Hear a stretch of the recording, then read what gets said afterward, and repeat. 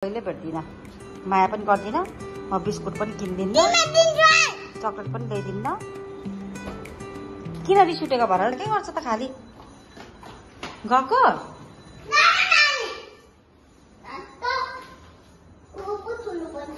छुइनँ त म त खानेकुरा नि यति गरेर खान्छु म त। अनि म नि मोटो पनि छुइनँ ला नाङ्गो पाल्कीले त मलाई एक झापड दिने अरे। हेर्नु त बडा पाल्कीले मलाई एक झापड दिन्छ अरे।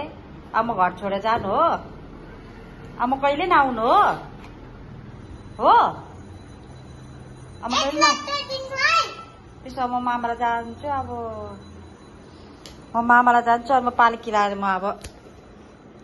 म कहिले भेट्दिनँ, माया पनि गर्दिनँ, म बिस्कुट पनि किन्दिनँ, चकलेट पनि ल्याइदिन्न। किन रिस उठेको भएर तिमीलाई कसले के गर हौ? म त कति माया गर्छु त मेरो सानुलाई, अनि मसँग रिसा के गर्छ त खाली गएको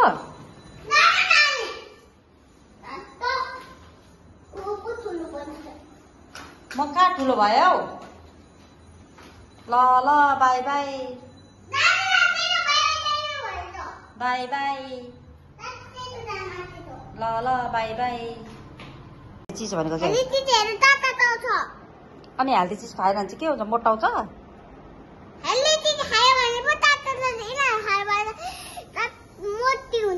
ला अनि म त स्लिम छु नि, मोटी छु म। यहाँ कति जिरो फिगर छु, लुती न लुती। अनि म लुती छुइनँ त। म त खानेकुरा नि यति गरेर खान्छु म त। अनि म नि मोटो पनि छुइनँ ला नाङ्गो त पार अन्त नो नो नो नो नो नो नो नो नो नो नो नो नो नो कति छुच्ची भएको हौ? नाङ्गो त पार भन्दाखेरि बडाले मार्छ। ला ला